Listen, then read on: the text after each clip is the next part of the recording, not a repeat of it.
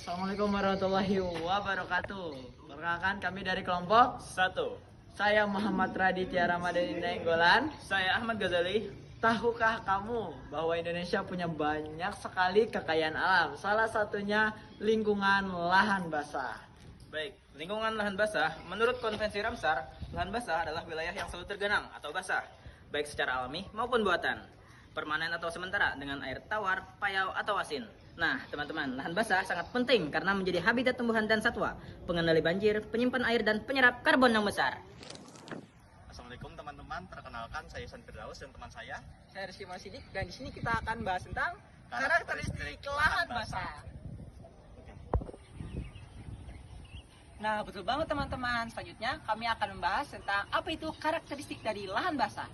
Yang pertama, yaitu adanya keberadaan air. Dalam lahan basah selalu adanya genangan air yang mana itu bersifat musiman ataupun permanen.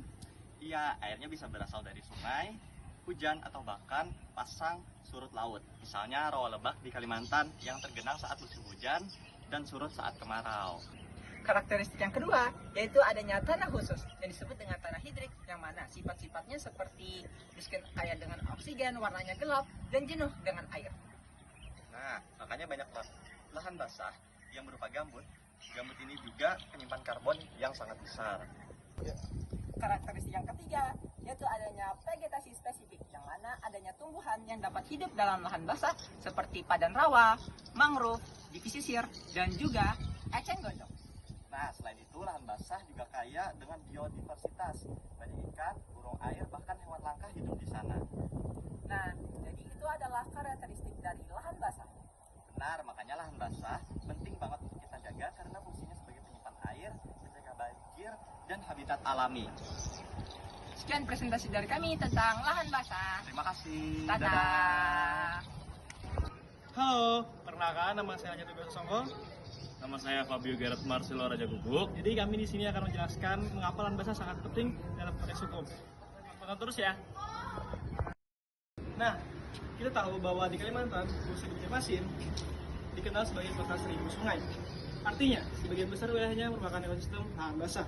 Yang dimana lahan basah ini ternyata sangat penting jika kita bahas dalam konteks ilmu hukum. Kenapa? Karena lahan basah bukan hanya soal lingkungan, tapi juga berkaitan dengan hak atas tanah, pengelolaan sumber daya alam, hingga perlindungan masyarakat adat yang menggantungkan hidupnya dari lahan basah. Benar, misalnya ada konflik antara kebutuhan pembangunan dengan perlindungan lingkungan. Disinilah hukum berperan untuk memberikan aturan yang jelas apakah sebuah kawasan boleh dijadikan lahan perkebunan, pertambangan, atau harus dilindungi sebagai kawasan konservasi. Selain itu, lahan basah juga punya fungsi ekologis yang luar biasa. Ia menyerap karbon, mencegah banjir, dan mencegah keseimbangan ekosistem. Jadi, kalau lahan basah rusak, masyarakat kita juga yang terkena dampaknya. Makanya, mahasiswa hukum di UNAM perlu mempelajari lahan basah supaya kita bisa memahami bagaimana hukum lingkungan, hukum agraria, bahkan hukum adat bisa bekerja sama untuk menjaga kelestarian wilayah kita. Kesimpulannya, belajar hukum di Kalimantan Selatan tidak bisa dipisahkan dari konteks lokal, yaitu lahan basah. Dengan begitu, kita bisa melahirkan solusi hukum yang tidak hanya adil, tapi juga berkelanjutan. Setuju banget.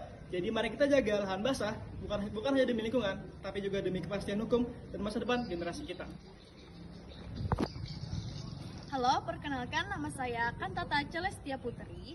Saya Patia Rahmawati. Selanjutnya adalah apa potensi konflik hukum terkait lahan basah di Indonesia? Nah, potensi konflik hukum pada pengelolaan lahan basah di Indonesia muncul karena adanya tumpang tindih peraturan dan kelembagaan. Banyak kementerian dan pemerintah daerah terlibat dengan regulasi yang berbeda-beda. Namun, kurangnya koordinasi dan pembagian tanggung jawab yang jelas menyebabkan kebijakan sering saling bertentangan dan pengelolaan menjadi tidak efektif. Selanjutnya, penegakan hukum yang lemah meskipun terdapat banyak peraturan perundang-undangan yang mengatur lahan basah, penegakan hukum seringkali lemah akibat kurangnya sumber daya manusia, kelembagaan, dan sikap mental pelaksana di lapangan. Hal ini memungkinkan praktik perusakan lahan basah yang melanggar hukum terus berlangsung dengan minim sanksi. Aduh, Kelompok 1, jaga, jaga.